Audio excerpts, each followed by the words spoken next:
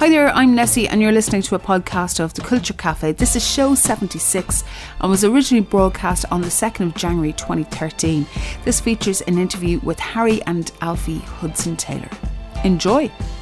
This is The Culture Cafe on RTE 2XM, and don't forget that at any time you can listen back to the show in full on the RTE player. All you have to do is go to Culture Cafe, or go to the RTE player I should say, and search for Culture Cafe and you'll find it there. And if you'd like to subscribe to any of the podcasts, you can go to my website, which is nessymon.com, and you'll get them all there. Or you can go to iTunes and just search for Culture Cafe on RTE 2XM. Now, just before Christmas, I caught up with Harry and Alfie Hudson Taylor, and they're not the first guys who have started out busking on Grafton Street to have made a name for themselves, or are in the process of making a name for themselves. So we caught up for a good chat, and here's Alfie introducing the band. We're brothers Harry and Alfie from Dublin. Together we're Hudson Taylor. Well, thank you for taking the time out. Thanks a million. There's a couple of very interesting things I think about you guys. Apart from the fact that you're brothers, because there's loads of bands that have brothers in them and they all kill each other all the time. Yeah. Your sound is quite unique. Where did you have a musical background, a musical family? Where did it come from? We did. We listened to a lot of old school records, like back when we were kids. Like our dad is mad into the Beach Boys and Beatles and Simon and Garfunkel and Everly Brothers and stuff. So things that like Simon and Garfunkel and Everly Brothers quite similar, down to similar sound vocally and yeah, a lot of harmony music was mainly the main thing I think, and that's the biggest influence for us is probably the fact that we had that. We were growing up, and my dad played the piano and the trumpet and stuff, and he used to sit me on his lap like when I was a really small toddler and play piano, and that was how it would stop me from crying, or and this lad did Irish dancing, so he didn't even do any music at all, but I kind of did music for my early life. Stopped doing it because I wanted to be a cool kid and play football, and then picked it up again and went and did a music scholarship. And we started playing music together. I mean, the sound, our sound, like guitar wise and harmony wise, it hasn't really changed. I mean, our songwriting has changed, but our sound hasn't really changed at all. It's always been to kind of do a vocal and either one or two guitars and a bit of piano in there. And then recently we've got like the fiddle as a lovely addition. You've been playing with Oisin and Tadhg from Mahatma Gandhi. Yes. Great guys. Really nice guys. Themselves, they're fantastic band. Yeah. Are they a solid part of Hudson Taylor now? Tadhg is now. So Tadhg lives in the UK now. So he's coming. He plays with us all around the UK and Ireland, and we're all going to like South by Southwest together and stuff like that. So he just plays fiddle with us and piano and adds in the extra backing vocals. And for things like the Jake Bug tour that we have coming up, he'll be doing. It'll just be the three of us going out because it's an acoustic stripped back set. So was that a natural thing to kind of look for somebody, or was it? Oh, it just kind of. I mean, we've been playing with the lads with Tadhg and Oisin for ages, and Tadhg because he finished college and we started playing a lot with him, and it was quite natural. Yeah, to be honest, it wasn't our intention initially to have anyone really. For a while, we were quite set on just doing it by ourselves, and then we realised that in bigger venues we kind of need a band behind us, just for the added sound, to fill it out a bit. And now for most of the stripped back stuff, when it's just the two of us, we love having Tadhg because it just adds that little bit of, like the little bit of fiddle or the little bit of piano, just adds that extra, range. just that extra harmony or whatever it is. We only have two hands, so so much you can do. True. Yeah. True. One of the things I heard you say in an interview was that you actually stopped listening to Mumford & Sons. Are there anybody else, or is there anyone else that you've consciously stopped listening to?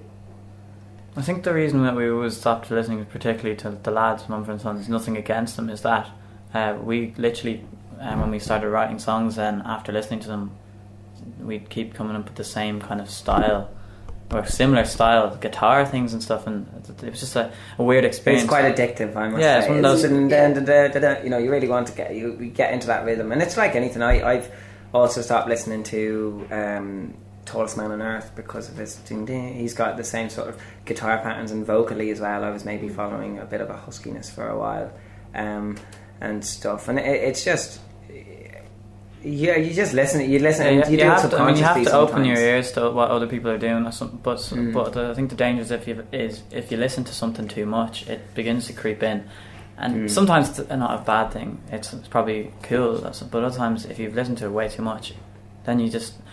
It's not that's a bad thing, but you get people just constantly then comparing you to something else. But we kind of blanked out. Not only was it Mumford or Tallest Man on Earth or any of these bands, it was kind of everything. We went into a bit of a lockdown for a while when we were writing. Just myself and Harry, and we sat down when we were writing songs. It was purely about whatever's going on in the room at the time, and just the two of us playing music, and it was just purely about that. And when you have other things playing in the background, or when you have songs going in your head, you will just end up writing a song that's similar to that song. So we just wanted to zone out, I suppose, and focus on our own sound, and luckily we found it, and it was just pretty much what was there all along. Just songwriting is a little bit different. There's a band from Cavan called Radioactive Grandma. I don't know if you've heard them. They're quite an indie band in their setup, but everything's acoustic. They have quite an indie mindset as well. They just say that they don't plug their instruments into amplifiers or anything like that. Where do you think your sound fits in the music industry? Because you're kind of folky pop, but you're not One Direction either. Do you know what I mean? What we're... See, we write pop songs, but a pop song could have been anything. Pop songs have been around for years. Like, it's not just the modern pop song. We write like kind of quite simple structures, but then I suppose with the voices and melodies, then it kind of fits into a more folkier. And so it's like they're folky, instrumentation, folky backing and stuff, but the melodies might not necessarily be like straight down the line folk. Or, I mean, we kind of might write like a pop song, but the lyrics might be a little bit more not sophisticated, but a little less like straight down the line I love you type lyrics. And I think that's probably the reason why we would fit somewhere in between, like sort of folk and pop music as known. And I suppose as well, when you're like young Irish lads, you're automatically going to get compared to, say, like One Direction's Niall Horan or something, and that's why people also would probably think that you're pop. It's funny, like some people don't know because you're tweeting and because you're doing Facebook, which everyone has to do, sort of really to keep in contact with their fans. It's you can only be so sort of left of field if you're someone who's like so out there that they don't go near computers and they don't touch amplifiers and they don't do that's fine. That's your different vibe. I suppose we're trying to get the best of both worlds. Like, we really like old school Beatles sounding things, but then we also like sometimes to have a little indie beat or whatever it is. It's nice to kind of mix and match. Katy Perry, guilty pleasure for me. Katy Perry. Yeah, but they're great pop songs. Yeah, absolutely, they are great songs, and they'd sound good if you played them on a guitar, if you played them on a dustbin. You know what I mean? Well, that's the kind of the sign of a good song, isn't it? Yeah. You don't. It's all about production, really, these days. I mean, you turn on the radio, most things sound quite similar in terms of, because just the way they're like compressed and produced. I think what we strive for is getting like a really live sounding thing.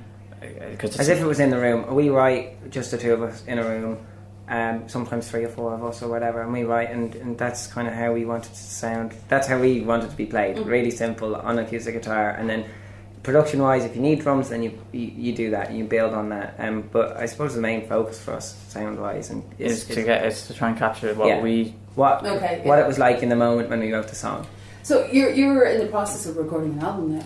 Kind of bits and bobs. We're recording different EPs, and maybe some of those versions from either the first or second EP will be used. Because like you have 2 EPs, that's 8 tracks. That's nearly an album's worth of material as it is. I know. We wouldn't. I would say no. We wouldn't use all those tracks. We'd probably use what we would think are the stronger tracks from those, combine them with, say, perhaps another release. If we do have another one before the album. Yeah, we might do another EP as well. I mean, we've plenty of songs. We've too many actually. Sometimes which is always a good complaint. Yeah, it's a good complaint, but it's annoying when there's some nights when you really want to do a certain song at a gig or something, and you just can't fit it in. There's no, because there's now 6 songs that we have to put in every set list. So if that's half an hour, you only have 2 more to go. And sometimes you want to try something new and stuff. So it depends who you're playing to. I suppose when we play a gig to like a loyal fan base of people who know our stuff, although they want to hear new songs, they're probably more likely to want to hear something they know. So And you have a good fan base built already, with thanks to your YouTube channel. Which is all of that. Very clever on your part. Well, we just really liked doing it. It was lovely to see a reaction, and it was just really nice. When we used to do loads of busking in Grafton Street, we used to bring a sign with us that had our names on it, with our Facebook and Twitter and stuff, and YouTube, and that's kind of how we built that up mainly.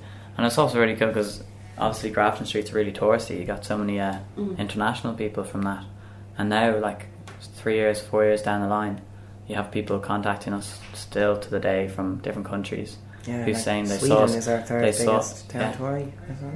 Who saw us in whatever 2009 on the street in Temple Bar or Grafton Street, and that's pretty cool. It's really nice. Yeah.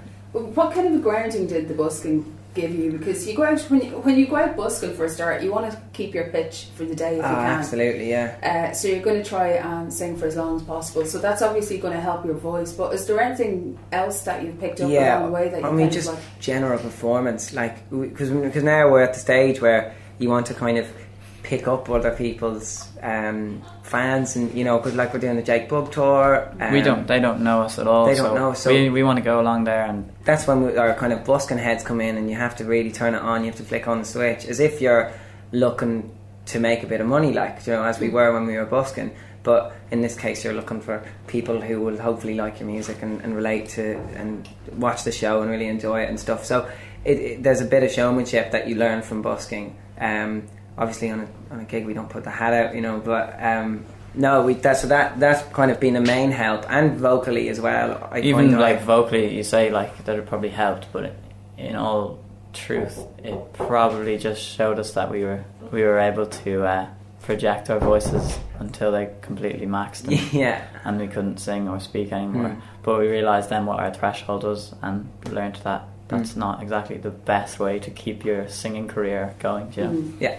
Before I'm kicked out, I want to ask you about how you guys look, your visual element to the band. Is that something you work on? Because it's really, really striking. From your videos, like the last video in Paris, it was like, oh man, I love Paris. I just fell in love with that video. But is it something we work on? Is it a conscious decision? We do consider quite a lot. I mean, it's not obviously the most important thing, but we work on all the owns. We don't want it to necessarily to be like that's the guy with the curly hair, but we don't want to be wearing like a brand that someone's like, oh, there's those guys who always wear these type of clothes, that kind of thing. It's nice to wear to like clothes and hair and all that kind of style thing. It's nice to have something that's a little bit iconic or something, or timeless. Timeless. Yeah, we always sort of strive for the timeless look. Black and white photography, you would know when that was taken. Some of those pictures that we have up, especially of Alfie, like people say he looks exactly like James Dean, and it's hilarious just because all it is like a picture taken at a moment. But we do a lot of our own styling and stuff, like for which is really nice. We have a guy, Connor, over in London who comes out with us, and he's not a stylist by trade or anything, but he's just a very stylish guy. So we just go out with him, and we kind of draft our own budget about how much we're willing to spend on it. If it's for a photo shoot, for example, just go to charity shops, vintage stores, and second-hand stuff, and buy it. It smells bad for a couple of days, but wash it, dry cleaners. Yeah, exactly. All my clothes now actually I'm wearing from are from second-hand stores or whatever. But yeah, so we have a big input into all the kind of creative stuff. Also artwork for the EPs and stuff, that's all been done with RSA as well, but Connor, the same guy, does the artwork as well. Well, listen, thank you very much for your time. Thanks so much for having us. Best of luck in 2013. Thank you. Well, thanks for listening. If you'd like to find out more about the Culture Cafe, you can go to my blog, which is nessymon.com. And if you'd like to get in touch, maybe recommend some people that you think I should talk to, you can send me an email, nessie@nessymon.com. Thanks for listening. Talk to you soon. Bye.